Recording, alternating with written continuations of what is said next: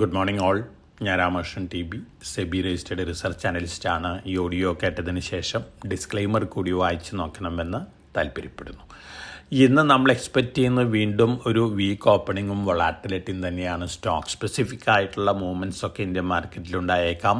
അതേസമയം മറ്റ് Asian മാർക്കറ്റുകളുടെ situation നോക്കുകയാണെങ്കിൽ ഏഷ്യയിലെ ജപ്പാൻ, ഹോങ്കോങ്, സൗത്ത് കൊറിയ ഈ മൂന്ന് മാർക്കറ്റുകളും ഇന്ന് സ്ലൈറ്റ്ലി വീക്കായിട്ടാണ് മോർണിംഗിൽ ട്രേഡ് ചെയ്യുന്നത്. അതേസമയം ചൈനീസ് ഇൻഡെക്സുകളെല്ലാം തന്നെ സ്ലൈറ്റ്ലി ബെറ്റർ ആയിട്ടാണ് മോർണിംഗിൽ ട്രേഡ് ചെയ്യുന്നത്. ചൈനയിലെ റീറ്റെയിൽ സെയിൽസ് ഡാറ്റ, അതുപോലെ തന്നെ ഇൻഡസ്ട്രിയൽ പ്രൊഡക്ഷൻ ഡാറ്റയൊക്കെ വന്നിരുന്നു. ബിലോ എക്സ്പെക്റ്റേഷൻസ് ആണ്. എന്നിരുന്നാലും ചൈനീസ് ഗവൺമെൻറ് വലിയ രീതിയിലുള്ള സ്റ്റിമുലസ് മെഷേഴ്സൊക്കെ അനൗൺസ് ചെയ്യും എന്നുള്ളൊരു എക്സ്പെക്റ്റേഷൻ ഉണ്ട്. അതിൻ്റെ ഒരു പോസിറ്റീവ് ഇമ്പാക്റ്റ് ഒരുപക്ഷെ അടുത്ത ദിവസങ്ങളിൽ ചൈനീസ് മാർക്കറ്റിൽ കാണാനുള്ള സാധ്യതകളുണ്ട്.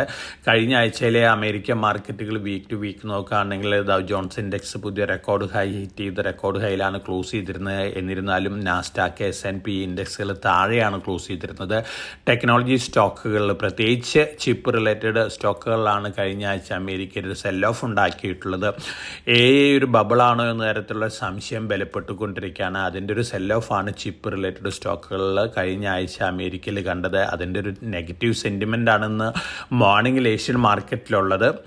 അതേസമയം കമോഡിറ്റികൾ നോക്കുകയാണെങ്കിൽ ഗോൾഡും സിൽവറും ഇന്ന് മോർണിംഗിൽ വീണ്ടും ബെറ്റർ ആയിട്ടാണ് ട്രേഡ് ചെയ്യുന്നത്. $4,325 പെർ ഔൺസിനാണ് സ്പോട്ട് ഗോൾഡ് മോർണിംഗിൽ ട്രേഡ് ചെയ്യുന്നത്.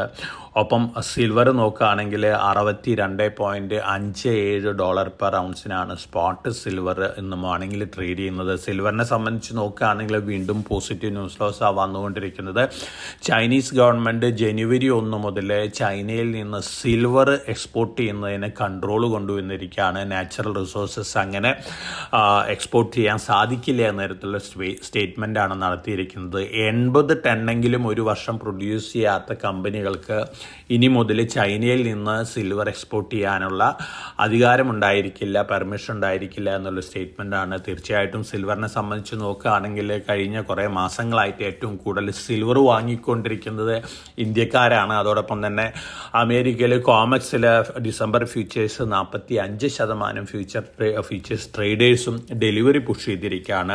ഒപ്പം JP മോർഗൻ പോലുള്ള ഇൻസ്റ്റിറ്റ്യൂഷൻസ് വലിയ രീതിയിൽ സിൽവർ ഷോർട്ട് പൊസിഷൻ ഒക്കെ ഉണ്ടായിരുന്നു കവർ ചെയ്തുകൊണ്ട് ലോങ് പൊസിഷൻ ക്രിയേറ്റ് ചെയ്തുകൊണ്ടിരിക്കുകയാണ്. അപ്പോൾ സിൽവർ അടുത്ത മാസങ്ങളിലും അടുത്ത വർഷങ്ങളിലും വീണ്ടും മുന്നേറാനുള്ള സാധ്യതകളാണ് കാണുന്നത്. മറ്റ് കമ്മോഡിറ്റികളുടെ കാര്യം നോക്കുകയാണെങ്കിൽ കഴിഞ്ഞ ആഴ്ചയിൽ കോപ്പർ, സിങ്ക്, അലുമിനിയം ഈ കമ്മോഡിറ്റികളും ഓൾ ടൈം ഹൈ ഹിറ്റ് ചെയ്തിരുന്നു. അതിനുശേഷം ഇന്ന് മോർണിംഗിൽ ഓൾമോസ്റ്റ് ഫ്ലാറ്റ് അല്ലെങ്കിൽ സ്ലൈറ്റ്ലി വീക്കായിട്ടാണ് ഈ കമ്മോഡിറ്റികൾ ട്രേഡ് ചെയ്യുന്നത്. Brent crude oil slightly better ആയിട്ടാണ് മോർണിംഗിൽ ട്രേഡ് ചെയ്യുന്നത്. $61.4 പെർ ബാരലിനാണ് ട്രേഡ് ചെയ്യുന്നത്.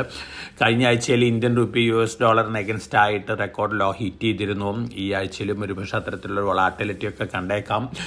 ബ്രന്റ് ക്രൂഡ് ഓയിലിൻ്റെ പ്രൈസ് താഴെ വരികയാണെങ്കിൽ തീർച്ചയായിട്ടും റുപ്പി വീക്ക്നെസ്സിൻ്റെ നെഗറ്റീവ് ഇമ്പാക്റ്റ് ഒന്ന് ഡൈല്യൂട്ട് ചെയ്യാനുള്ള സാധ്യതകളുണ്ട്. എന്നിരുന്നാലും റുപ്പി വീക്ക്നെസ് വരുന്ന ഇന്ത്യൻ മാർക്കറ്റിനെ സംബന്ധിച്ച് തീർച്ചയായിട്ടും ഒരു വൊളാറ്റിലിറ്റി കൂട്ടാനുള്ള സാധ്യതകളുണ്ട്.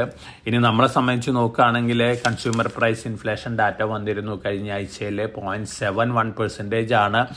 നവംബർ മാസത്തിൽ CPI ഡാറ്റ വന്നിരിക്കുന്നത്. ഒക്ടോബറിൽ 0.25% ആയിരുന്നു. ഒപ്പം മ്യൂച്വൽ ഫണ്ട് ഡാറ്റയും കഴിഞ്ഞ ആഴ്ചയിൽ വന്നിരുന്നു. മ്യൂച്വൽ ഫണ്ട് ഇൻഫ്ലോസ് കൂടുതലാണ്, റെക്കോർഡ് ഫിഗറിലാണ് എത്തിയിരിക്കുന്നത്. ഇത്തരത്തിലുള്ള പോസിറ്റീവ് ന്യൂസ് ഫ്ലോസ് ഉണ്ട്. എന്നിരുന്നാലും ഇന്റർനാഷണൽ ന്യൂസ് ഫ്ലോസ്, അതുപോലെ തന്നെ റുപ്പിയുടെ വീക്ക്നെസ് ഒക്കെ നമ്മുടെ മാർക്കറ്റിൽ വീണ്ടും ചെറിയ വൊളാറ്റിലിറ്റി ഒക്കെ ഉണ്ടാക്കാനുള്ള സാധ്യതകളുണ്ട്.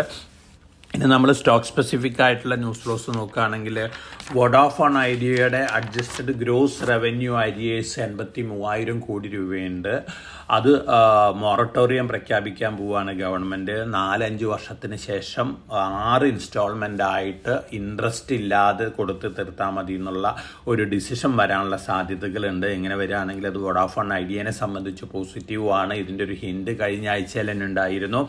ഇത്തരത്തിൽ ഗവൺമെൻറ് ഒഫീഷ്യൽ ഒരു ഡിസിഷൻ എടുക്കുകയാണെങ്കിൽ തീർച്ചയായിട്ടും US based private equity Tillman holdings $4 മുതൽ $6 ബില്യൺ വരെ വോഡാഫോൺ ഐഡിയയിൽ ഇൻവെസ്റ്റ് ചെയ്തുകൊണ്ട് കൺട്രോളിങ് സ്റ്റേക്ക് എടുക്കാനുള്ള സാധ്യതകളുണ്ട്. ഇപ്പോൾ 48.99% ഗവൺമെൻറ്റാണ് ഹോൾഡ് ചെയ്യുന്നത്.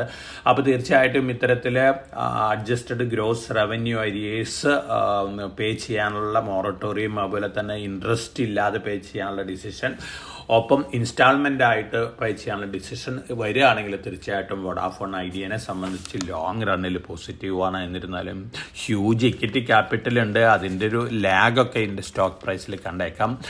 പൊതുവെ ഒരു പോസിറ്റീവ് സെൻറ്റിമെൻ്റ് ആണ് വോഡാഫോൺ ഐഡിയയിൽ. ഈ ന്യൂസിൻ്റെ ഇമ്പാക്റ്റിൽ നമ്മൾ എക്സ്പെക്റ്റ് ചെയ്യുന്നത് മറ്റ് സ്റ്റോക്ക് സ്പെസിഫിക് ആയിട്ടുള്ള ന്യൂസ് ഫ്ലോസ് നോക്കുകയാണെങ്കിൽ ഓർഡർ ബാഗിങ് ന്യൂസ് ഫ്ലോസ് ഉണ്ട്, ധാരാളം കമ്പനികൾ ധാരാളം ഓർഡേഴ്സൊക്കെ ബാഗ് ചെയ്തിട്ടുണ്ട്. ഒപ്പം ടാറ്റ എലക്സി കവച് സെഗ്മെൻറ്റിലേക്കും കൂടി കടക്കുകയാണ്. തീർച്ചയായിട്ടും വളരെ പോസിറ്റീവ് ന്യൂസാണ്. അടുത്ത 6-7 വർഷത്തിനുള്ളിൽ കവച് 1 phase 1 ഇംപ്ലിമെൻറ്റ് ചെയ്യുമ്പോൾ 50,000 കോടി രൂപ വരെ റിക്വയർമെൻറ്റ് ഓർഡേഴ്സ് ഉണ്ടാവുമെന്നാണ് പറയുന്നത്. ടാറ്റ എലക്സിയുടെ എൻട്രി ടാറ്റ എലക്സിനെ സംബന്ധിച്ച് വളരെ പോസിറ്റീവ് ആയിട്ടുള്ള ന്യൂസാണ്. അശോക ബിൽഡ്കോണിൻ്റെ JV വീണ്ടും ബോംബെ മെട്രോപൊളിറ്റൻ കോർപ്പറേഷനിൽ നിന്ന് 1,041 കോടി രൂപ ഓർഡർ ബാഗ് ചെയ്തിട്ടുണ്ട്. Godavari power and dispatch battery energy storage സിസ്റ്റത്തിൻ്റെ കപ്പാസിറ്റി ഇൻക്രീസ് ചെയ്യാണ്. സ്വിഗ്ഗിയുടെ 10,000 കോടി രൂപയുടെ QIP സബ്സ്ക്രൈബ്ഡ് ആയിട്ടുണ്ട്. ഇന്ത്യയിലത്തെ മ്യൂച്വൽ ഫണ്ടുകളാണ് QIPയിൽ കൂടെ സ്വിഗ്ഗി സ്റ്റേക്ക് അക്വയർ ചെയ്തിരിക്കുന്നത്. ഭാരത് ഇലക്ട്രോണിക്സ് വീണ്ടും 776 കോടി രൂപ ഓർഡർ ബാഗ് ചെയ്തിട്ടുണ്ട്. അതോടൊപ്പം തന്നെ പേടിഎം അവരുടെ സബ്സിഡിയറി പേടിഎം സർവീസസിൽ റൈറ്റ്സ് ഇഷ്യൂടെ സ്റ്റേക്ക് ഇൻക്രീസ് ചെയ്തിട്ടുണ്ട്.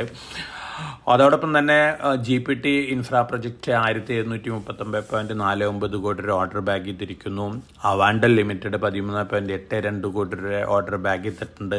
സെയിൽ വളരെ പോസിറ്റീവ് ന്യൂസാണ്. സെയിലിൻ്റെ നവംബർ മാസത്തെ sales figure retail sales 69% year two year increase ചെയ്തിരിക്കുന്നത്. അതോടൊപ്പം തന്നെ ഓവറോൾ സെയിൽസ് 27% ഇൻക്രീസ് ചെയ്തിരിക്കുന്നത്. വളരെ പോസിറ്റീവ് ന്യൂസാണ്. അതോടൊപ്പം തന്നെ പൊതുവെ മെറ്റൽ സെക്ടറിൽ പോസിറ്റീവ് ന്യൂസ് ഫ്ലോസ് ആണ്. ചൈനീസ് ഗവൺമെൻറ് സ്റ്റിമുലസ് അനൗൺസ് ചെയ്യുകയാണെങ്കിൽ തീർച്ചയായിട്ടും അതിൻ്റേതായ പോസിറ്റീവ് ഇമ്പാക്റ്റ് ഇന്ത്യയിലത്തെ മെറ്റൽ സെക്ടറിലും കാണാം. അതിൻ്റെ ഒരു ഇൻഡിക്കേഷൻ കഴിഞ്ഞ ആഴ്ചയിൽ തന്നെ വിസിബിൾ ആണ്.